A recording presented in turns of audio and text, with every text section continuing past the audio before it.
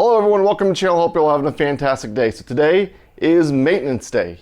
Yes, you can see it in my face. I am super happy. It is one of my favorite days of the year. Maintenance, you say? Well, if you're privileged enough to own any vehicle, whether it be a car, truck, SUV, side-by-side, mini bike, whatever it is, generator, they all require maintenance. And the amount of maintenance or the specific type of maintenance that's required for each vehicle is completely different. So today is my maintenance day for my little stuff, such as the two mini bikes behind me and the little quad. So I go by maintenance on what the OEM manufacturer recommends. On my side-by-sides, my cars, everything else, I go by mileage. So on these little bikes, they don't actually have odometers. So once a year on my calendar, I go ahead and I put down a date that I change the fluids or the oils in these things. But now, it's not the only time I look at these vehicles. I look at them every time before and after a trip, just to make sure everything is safe. Because think about it, your kids are riding these smaller things. And to be honest with you, most of the adults like to ride these too. I think the adults have more fun than the kids. So come on with me today, and we're gonna go ahead and we're gonna do our post-trip inspection on these three vehicles. And I'm gonna go ahead and change the oil on them because, well, it's due. And I'll show you what I do. Now, since it's time to change the oil in these vehicles, I go by the manufacturer specs of what it calls for. And we could talk about oil all week. I mean, honestly, we could probably talk about oil all month. There's anything from conventional to semi-synthetic to synthetic, what brand you like, what weight to use. I go by the manufacturer's recommendations. I'll leave it at that. But you have to go by that. Let's look at the red quad, for instance. I have to use a wet clutch oil in this quad. It has a centrifugal clutch to go forward and back. The transmission's an automatic. Now I can use that same oil in the two mini bikes. But if I use a different oil with certain additives that aren't able for the wet clutch or not good for the wet clutch, I could actually ruin the friction discs on those clutches. And then you have to replace the clutches, rebuild transmission, something like that, because it's just going to constantly slip. So all I'll say in the oil is go by the manufacturer's recommended oil. That's it. Oil, like I said, will be here for a month. So let's go ahead, and as you can see, I have the Coleman 200 up on the jack. So I really like this jack. I can't change the oil here, as you can see, but what I can do is I can get it up nice and high so I can inspect all the way around. Then I can start it up, I can warm the engine up, I can test the brake function, I can get everything nice and warm, and then I can drain the oil without needing to go on the road and drive it. Let's go ahead and do a quick walk around inspection on this mini bike before we start it up. So as I come around, as you can see, I removed the cover for the chain. So you can see this tab here is bent, so we'll bend that back. Kid probably laid it on the side. So my chain tensioner is working just fine. Got a little bit of slack in this back chain, so I'll have to go ahead and look at that, maybe tighten that up. Now, as we go around, the muffler is in nice shape. Come around, I don't see any holes, wear in the tire. We'll keep coming around this way. And I don't see any dents, dings, whatever here. Go ahead and we will pull the air filter to make sure everything is nice and good in there. And as you can see, this air filter definitely is full of dirt. So we'll go ahead and I will order a new one of those so I can get that put on. As we go around, nothing else deceiving here. So next thing we'll do, I'm gonna go ahead and start this thing up so I can get it warmed up, and I'm gonna test the brake and make sure the light on the front works. Choke on.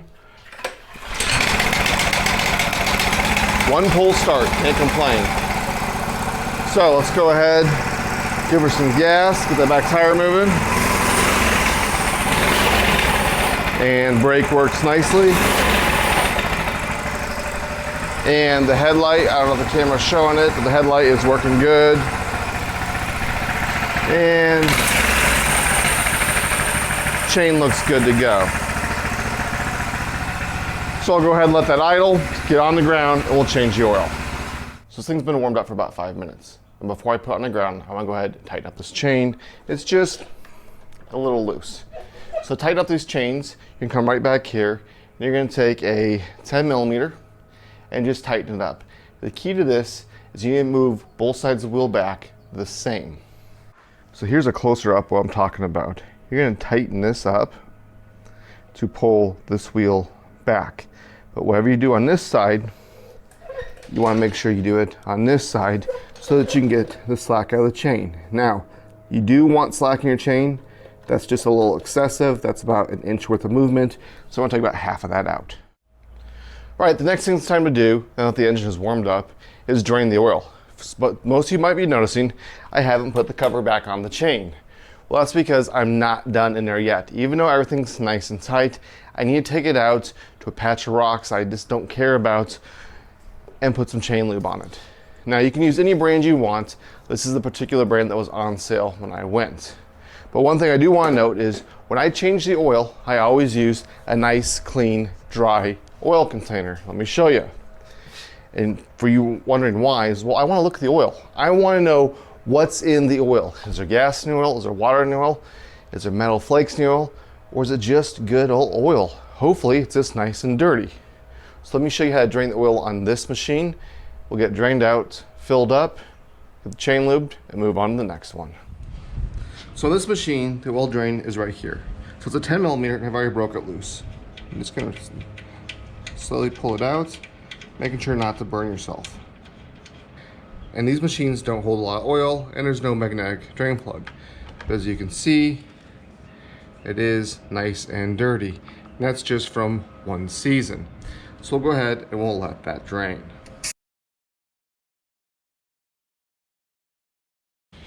So coming over here to the 100cc Coleman bike, it's a couple things I found. One, you see it? Yep, right there. The bolts must have vibrated out. I knew I forgot something. It was probably the thread locker. Also, down here in the air box, I found that it is currently missing one bolt. So I'll go ahead and order another one of those, and we can go ahead and inspect the air filter at the same time.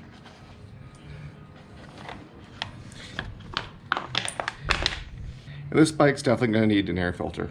Looks like it had a little oil or something in there, so we'll get all this cleaned up before I put it back together. Over here on the little red quad, the only thing I found was, well, right here. This piece has vibrated out. So I'll go ahead and go on a website and order another one of those. It just screws in there, and maybe I'll put just a dab of Loctite in there. Other than that, this one's chain is nice and tight.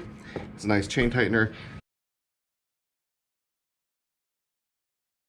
All right, put the oil in, pull the dipstick, your oil fills right here. I'm gonna go ahead, I'm gonna take my funnel. This engine takes 0.63, so less than 3/4 of a quart. And just pour it in nice and slow. And that's just a little bit more than half, so I'll go ahead, I'll cycle the engine, and then we'll see if it's got enough. So I'm just gonna leave the engine in the off position, just to cycle it.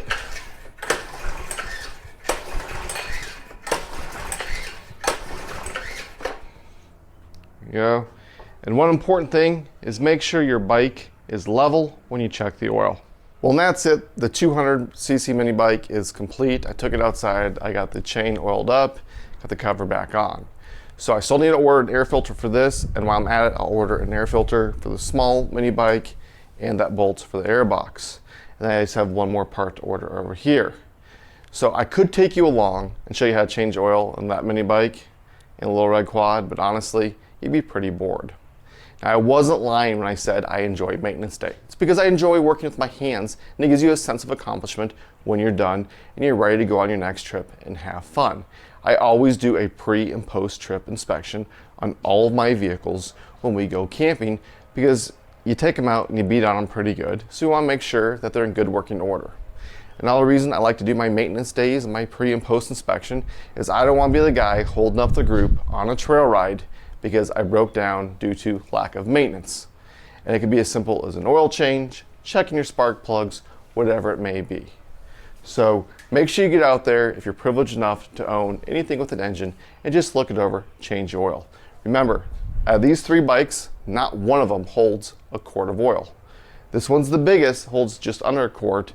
This one's just over a half like that one. So the oil in these things breaks down pretty quick, and that's why I change them annually. They're also very low hour machines. If we rode them more, I'd probably change them every couple of camping trips if they were heavily ridden. But honestly, they only get ridden probably 10 hours a year, so it's not a big deal. So I hope you enjoyed the video, hope you learned something. I hope you maintain your vehicles. So don't forget to like, share, subscribe. Remember, it doesn't cost you anything, just click that subscribe button. Until next time.